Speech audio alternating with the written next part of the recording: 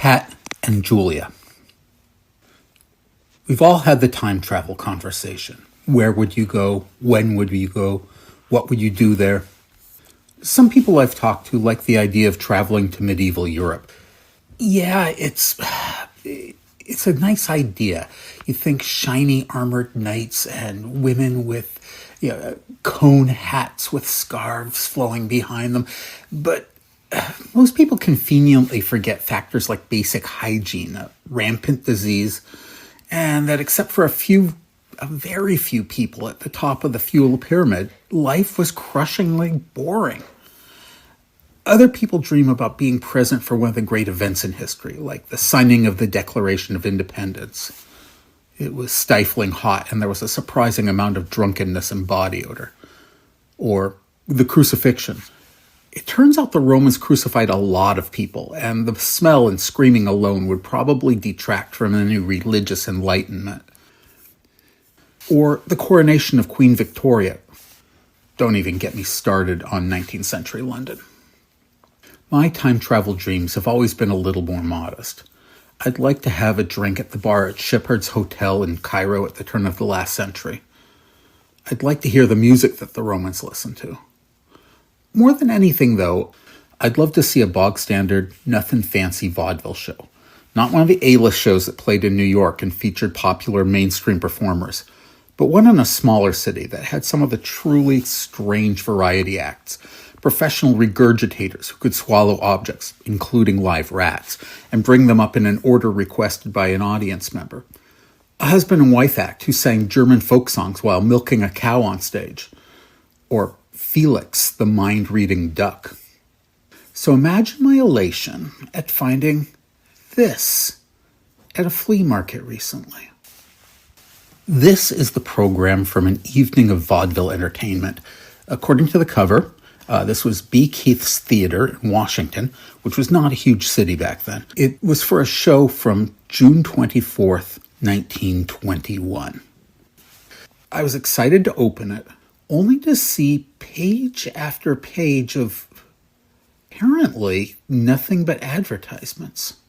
I like vintage ads as much as the next man, maybe more. I really want to know more about Rizpah Eldon, the famed psychic, but I have to admit to being a little disappointed. Until I noticed that there was a small box in the center of each page, almost lost in the forest of ads. These small boxes are actually the program of the evening's entertainment. I work for a paper, and every issue there is this delicate dance of how to balance actual content against the number of column inches that you devote to ads. And I just kind of admire the way that the proprietor of this theater said, yeah, who cares about that? And just threw caution to the wind and just overlaid everything with ad after ad after ad. Anyway, so looking at the actual acts. Not surprisingly, ventriloquism, a perennial audience favorite, was a featured act. I have to admit, I'm curious to what support Miss Courtney provided. Was that the name of his dummy? In which case, how risque were the jokes? Or was she the actual ventriloquist? Maybe an audience member would suggest a farm animal and Montgomery would throw his voice and make the sound come out of his assistant's mouth, after which she would giggle demurely.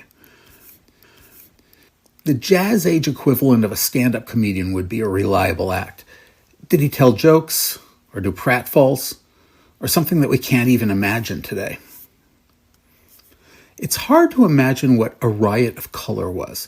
Yes, we all intellectually know that the world was not actually in black and white in the 20s, but even so, it's easy to imagine that bright colors were not as much a part of everyday life for most people as they are now. Did the twins dance with scarves? Did they speed paint a screen to music? Was it a magical act where they produced impossible numbers of colored flowers and butterflies? I don't know. They must have been a fairly well-known act because according to the Minneapolis Daily Star, they played the State Theater in Minneapolis in 1926.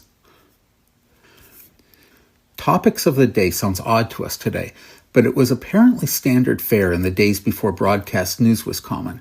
This was the base of Will Rogers' act, trick lassoing and discussing the day's news. Now, it's at this point that the evening show hits my sweet spot. I'm so intrigued by the Toscano brothers. Were they axe fighters, log splitters, competitive blade sharpeners? According to the American Jewish World, they were actually axe throwers who played Minneapolis later that year on a bill with the Marx Brothers and Sylvia Loyal and her trained pigeons. But my favorite act, the one that leaves me with the most questions, is that of Pat and Julia Lavolo. Magical.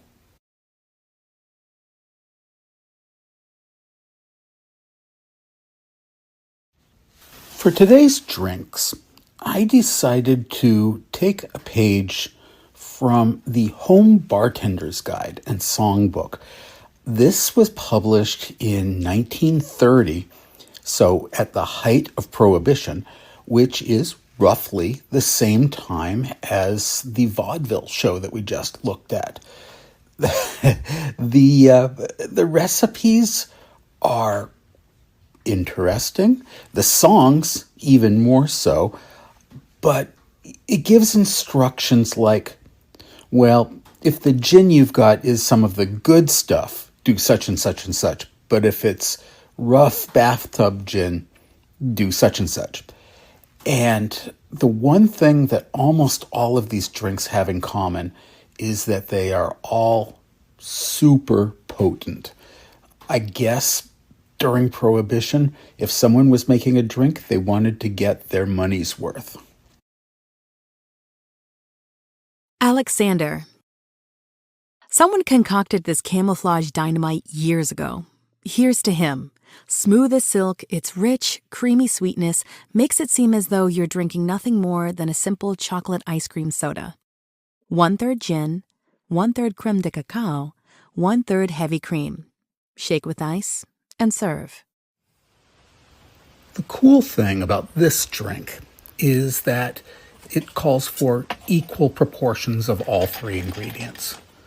So we're going to start with ice. And then, unlike our friends in the 1920s, we've actually got access to good gin.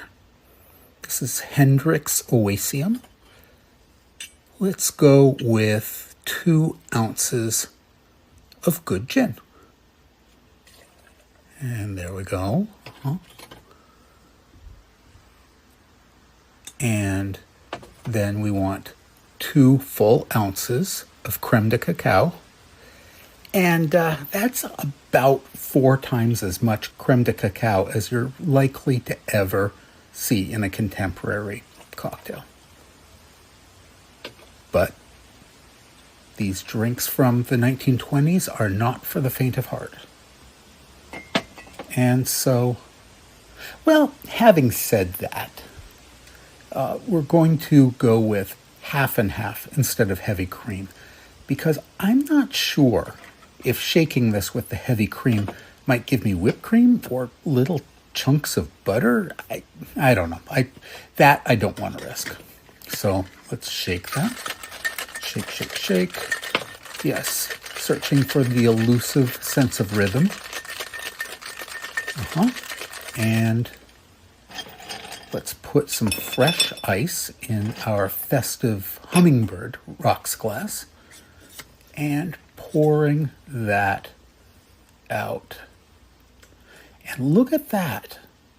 It's pretty much like the authors of the songbook said.